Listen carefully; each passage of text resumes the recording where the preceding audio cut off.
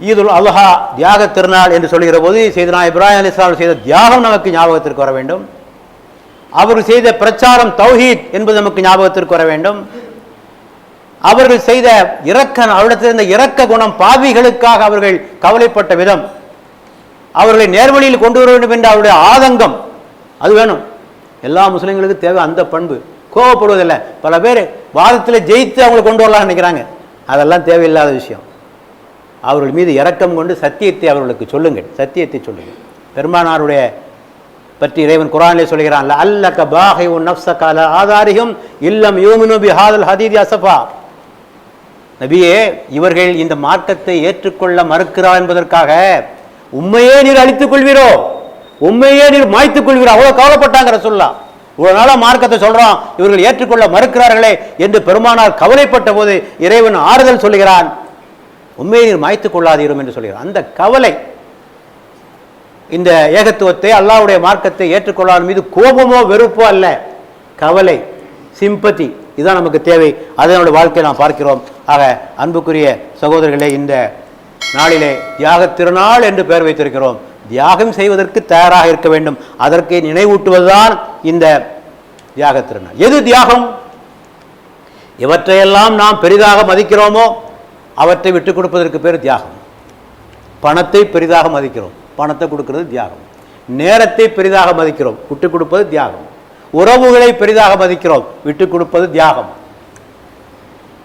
பொழுதுபோக்கை பெரிதாக எண்ணுகிறோம், அவற்றை விட்டுக் கொடுப்பது தியாகம். குடும்பத்தை பெரிதாக நினைக்கிறோம், குடும்பம் மார்க்க பிரச்சனைகளுக்கு தடையாக அமைந்து விடக்கூடாது. அல்லாஹ் குர்ஆனிலே சொல்கிறான், உம்முடைய மனைவியிடத்திலும் உங்களுடைய குழந்தைகளிடத்திலும் உங்களுக்கு எதிரிகள் இருக்கிறார்கள் என்று சொல்கிறார்.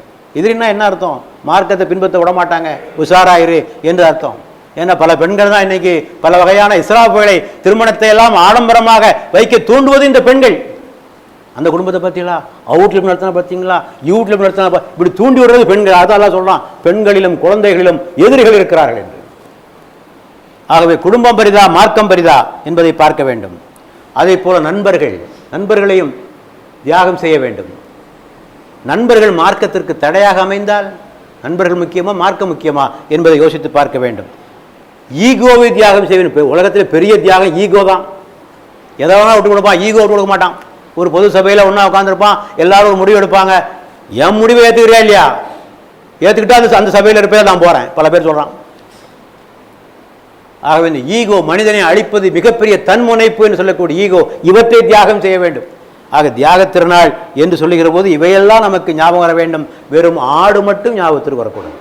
மீண்டும் மீண்டும் சொல்கிறேன், ஆடு மட்டும் ஞாபகத்தில் வரும். ஆடு வாங்கிறது, ஆடு வெட்டுறது மட்டும் நம்முடைய குறியல்ல. அது ஒரு சிம்பாலிக் ஆக்ட், அது ஒரு அடையாளம், அது ஒரு நினைவூட்டுகின்ற ஒரு செயலை தவிர அதுதான் முக்கியம் என்பதாக முடிவுக்கு வந்து விடாதீர்கள். இந்த தியாகங்கள், நாம் சையதுனா இப்ராஹிம் அலைஹிஸ்ஸலாம் செய்த தியாகங்களை பட்டியலிட்டோமே, இந்த தியாகங்களை செய்வதற்கு நீங்கள் தயாராக இருக்கிறீர்களா? அதை நினைவூட்டுவதற்கு பேர் தான் தியாக திருநாள். இந்த ஏகத்துவத்தை பிரச்சாரம் செய்வதற்கு தயாராக இருக்கிறீர்களா? அதனால் வருகின்ற கஷ்டங்களை அனுபவித்துக் கொள்வதற்கு நீங்கள் தயாராக இருக்கிறீர்களா? அதுதான் தியாகம். அந்த நினைவை இந்த தியாக திருநாள் ஊட்டும் என்றால் இந்த தியாக திருநாள் நம்முடைய வாழ்க்கையிலே ஒரு தாக்கத்தை ஏற்படுத்தியிருக்கிறது.